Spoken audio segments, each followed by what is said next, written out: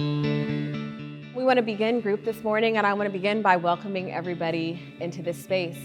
And the first thing we're going to do is get to know each other a little bit and start off with the importance of a name. So names have meaning, and names often have story, and so we want to get to know each other by our names and by our stories, okay? So I want to go around and invite people to share the story of either how you got your name, or the story of the name that you're going to be giving to your baby, or the story of the name of any of your other children.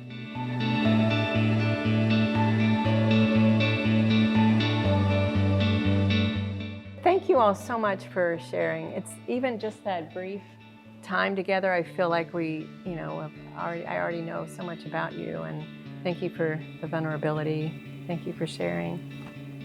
We're going to move to a topic that is just kind of helps us to learn a little bit more about relaxation.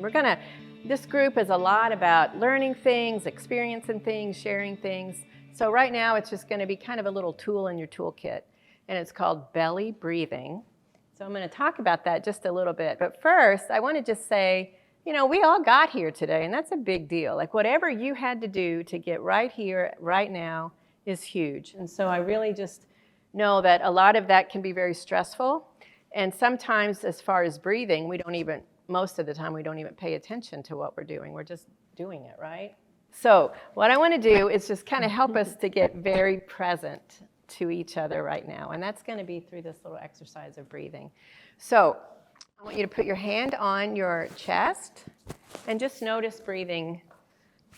One of the ways to help relax is to do deep breathing, which I'm sure all of you are aware of that. But this is going to just help you kind of be aware of feeling that. So put your hand on your belly now. I want you to take some deep breaths in through your nose to the count of 3, and then we're going to blow out. But I want you to see if you can feel your belly move up and down. Okay, ready? Breathe in and breathe out. Breathe in through your nose and out through your mouth. And see if you can get that belly to, most of us try to hold in our belly, but don't do that. Let it come out, okay? Breathe in, let that belly come out, and then breathe out. If you're comfortable, as you're doing this, we're going to get into a little rhythm. I want you to just close your eyes or just kind of look at the carpet or whatever is just kind of comfortable space for you to just go inside of yourself just a little bit. This is a new group. We're all pretty nervous. I just want you to just kind of check in with yourself. So when you breathe in, try to breathe in peace. So say peace as you're breathing in. And then let go of fear as you breathe out. One of the wonderful things you can do with this is to actually use it in labor. You can use it when you're stressed, just to kind of come home to yourself for a few minutes. You can just take it as long or as short as you need to. And when you're ready, just open your eyes, come back to the group. This breath exercise is really, really going to be, I think, a helpful one to just kind of keep coming back to.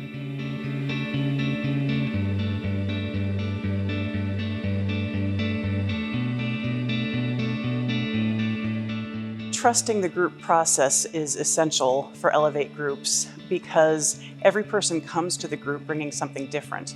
I, as the facilitator, don't know what those things are, and if I don't trust the group to bring those things and talk about those things, and I just push my own agenda, I'm missing a great opportunity to actually have people find meaning in the experience of the group. Group prenatal care is different for a reason. Organically within the group, you're going to learn different things about people, and they're going to learn from each other. You might learn that someone had something like in a traumatic event, or that they're struggling with something that is very sensitive to them, like a loss of a loved one or a concern about their baby. And so you find that while you're learning those things over 2 hours, 10 times, that you do look at the patient a little bit differently. And you might not necessarily have that same level of intimacy with a patient when you only meet with them for 15 minutes. When you know that someone loves their dog, when you know that someone named their child because of an album that they loved to listen to with their father, you look at them a little bit differently, and you understand when they're a little bit off, or you understand when they're struggling with something a little bit more. I think the biggest piece of advice would be, even though you have like a plan kind of going in for that day, just to really kind of listen to your patients. If the patients come into the group that day and their mind is someplace else, something has happened, some crisis has happened in our country, or they have questions about breastfeeding, but that wasn't on the agenda today, we are gonna go where the group wants to go, because that's gonna be infinitely more meaningful than what we thought was important to talk about that day. Usually, if one person has a concern, all of the people have a concern. And so if I just push through and say, okay, but we're gonna talk about nutrition today, the group is not at all getting their needs met, and it's missing the whole point of what we're trying to do with EleVATE, which is center the patient experience. You really want to take off your white coat and let the group speak. So really the content needs to come more from the group than from me. Find ways to really let the group speak much more than I'm speaking. A facilitator technique that I use all the time is to say, that is a great question. What does the group think? There's a wide breadth of experience and expertise in a group that I don't have. And so always bringing that back to the group and saying, what does everybody else think? Has anybody else had that experience? What can other people tell me about that? Makes the group process go much more smoothly and brings out a lot more information, and is a really needed technique for the groups. Know that you're not going to be perfect either. Even though you're the provider, you're not going to necessarily always know, but to be okay with that. And I think to acknowledge that, it helps you grow, and you will become more comfortable with that situation. I've been doing groups for a long time, and I still have moments when I'm like, I could have probably done that differently, or maybe we'll do that differently next time when it comes up, and acknowledging that that's okay. I think one of the best techniques that facilitators can use is to let it breathe. And what that means is that when there's a pause or a moment where people are reflecting, to not fill that space in a way that makes us rush to the next thing, but to actually stop, take a couple of moments to count, to breathe, to think about what's being said or what's being done at the time. Don't be afraid of some silence. It's okay to have a little bit of silence and allow your group to think before they speak. The first couple groups, people are really quiet and getting used to the group process, and allow them to get to know each other for a while. And usually by the third or fourth group, people are more apt to speak to each other and they're more comfortable.